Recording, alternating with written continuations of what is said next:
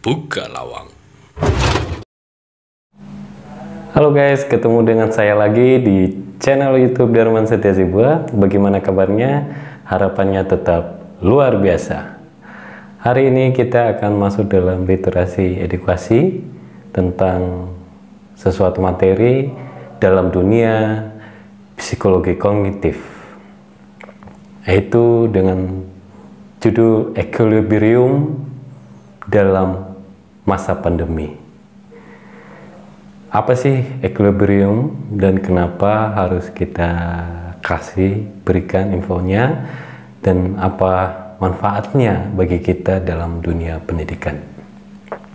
Nah, latar belakangnya sudah tentunya karena kita menghadapi masa-masa pandemi, sudah 1 tahun lebih kita menghadapi pandemi ini, dan juga masa perkembangan industri 4.0.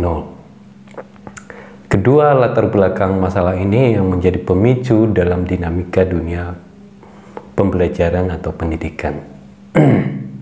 Nah, batasan kita membahas materi ini dalam batasan perkembangan kognitif dalam psikologi pendidikan ya.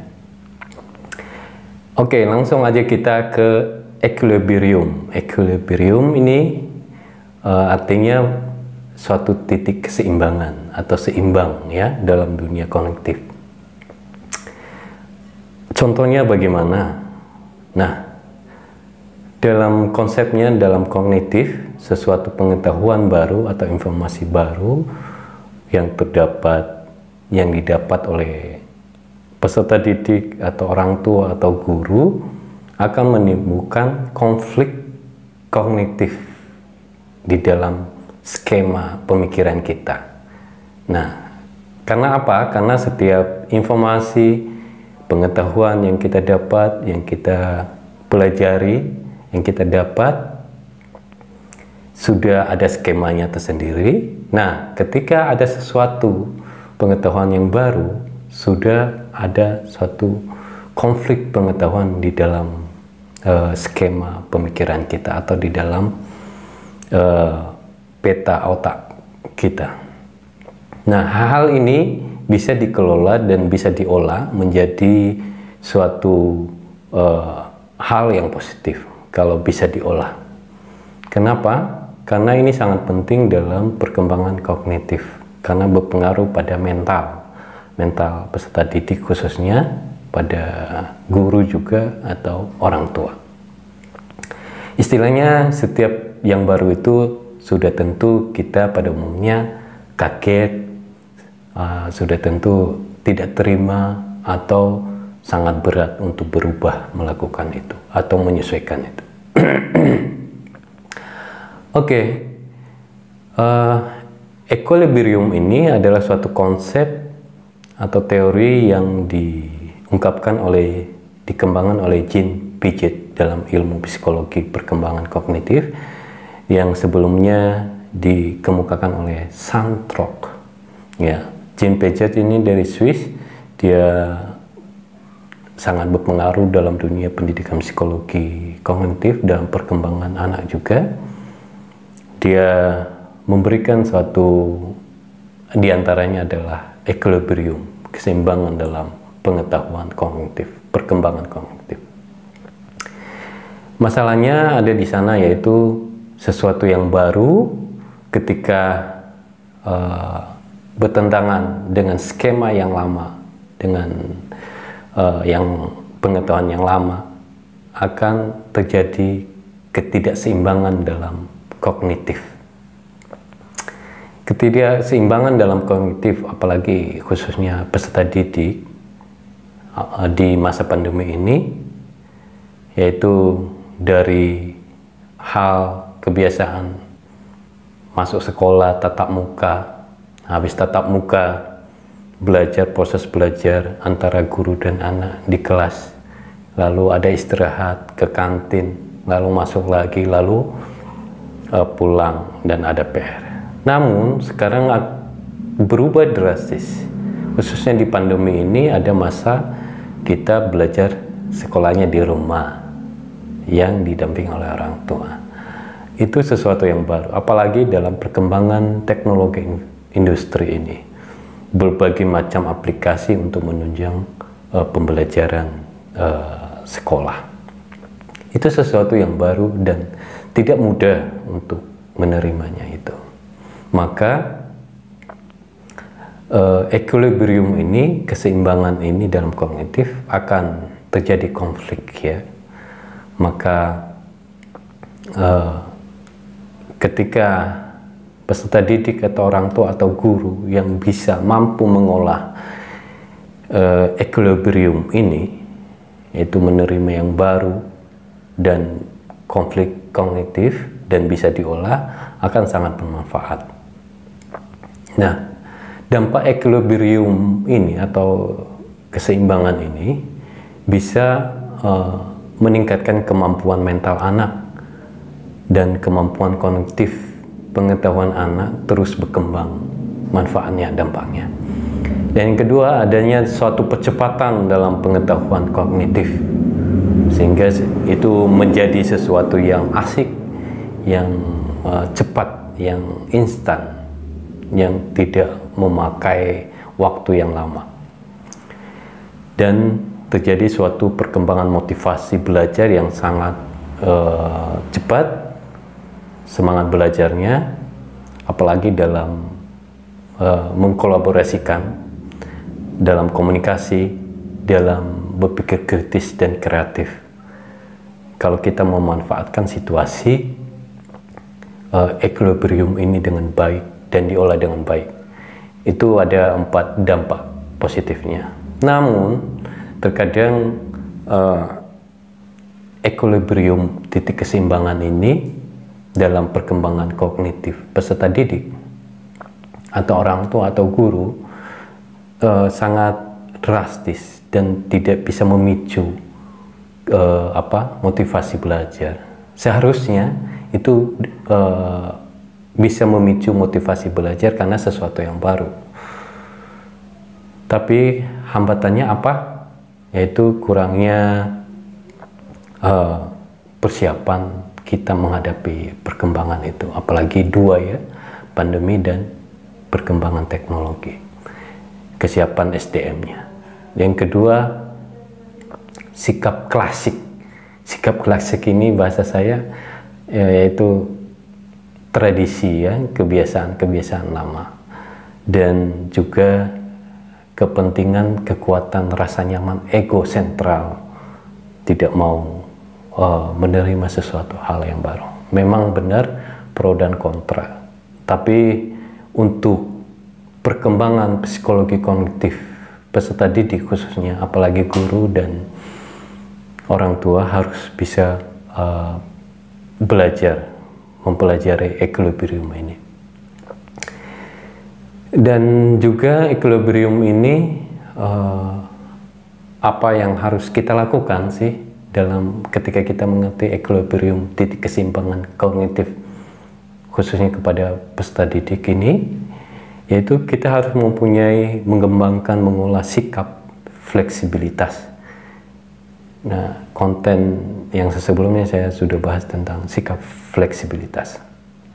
Itu menyesuaikan kalau kita harus sadar benar ini zaman pandemi dan zaman perkembangan digital, teknologi informasi dalam era industri 4.0, kita harus bisa menyeimbangkan dan menyesuaikan dan mau belajar. Karena belajar itu adalah hak anak juga, tentunya guru dan orang tua harus menjadi fasilitator, bukan hanya untuk memenuhi hak makan, hak minum, atau hak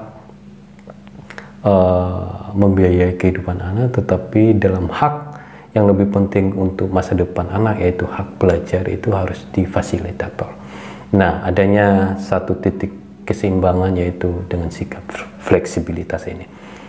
Yang kedua adalah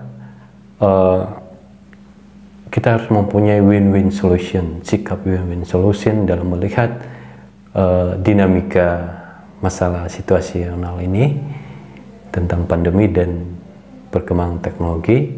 Memang banyak yang belum siap dan banyak yang juga yang mengalami kewalahan, stres, bisa jadi karena berhubungan dengan ekonomi dan materi. Kita harus bijak, mempunyai sikap win-win solution, meminimalisir permasalahan dinamika itu yang terjadi, karena itu akan tertolak dalam perkembangan kognitif.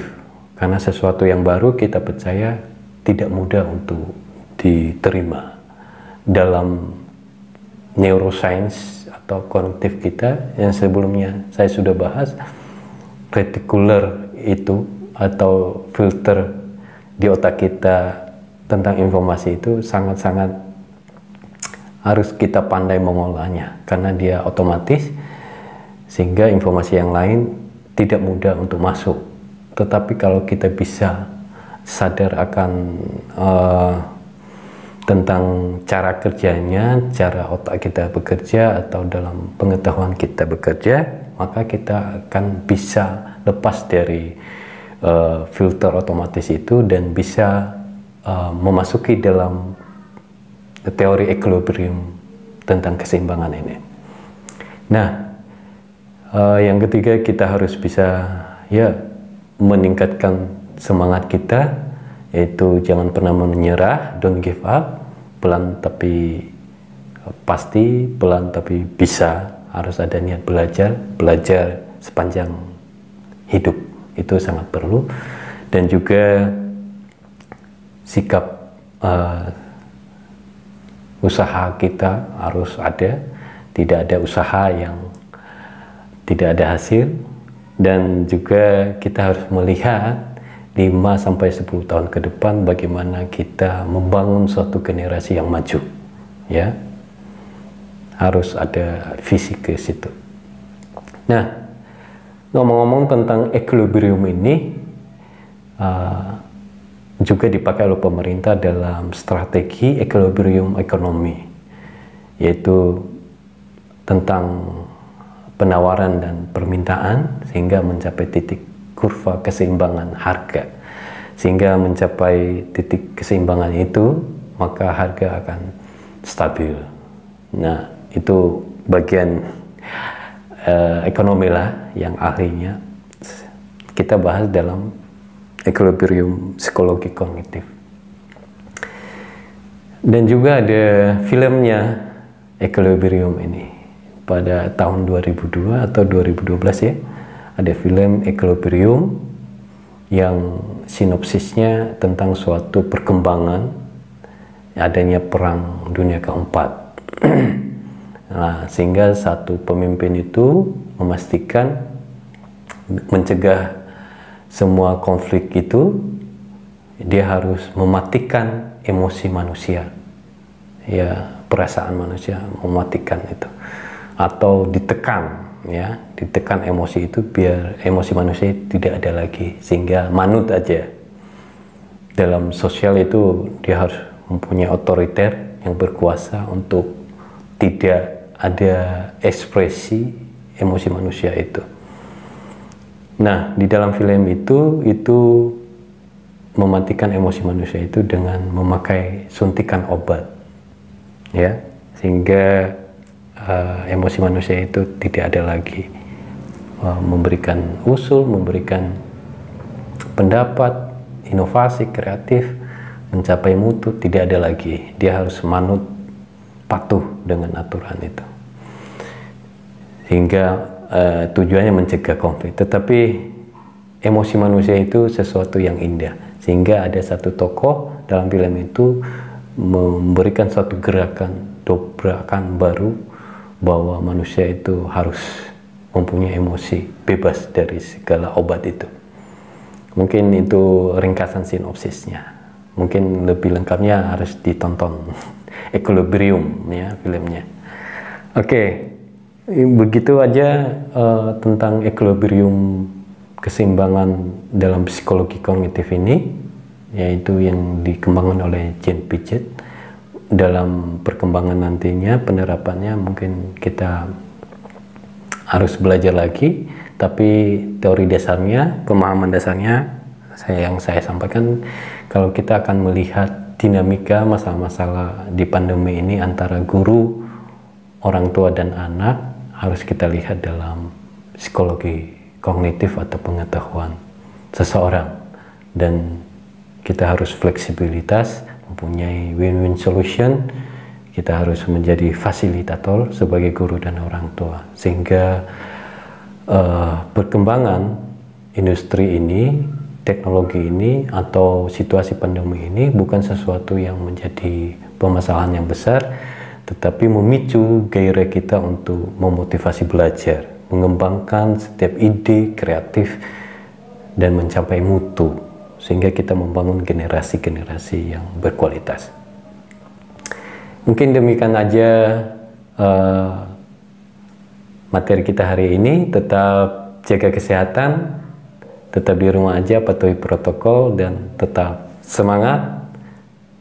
God bless.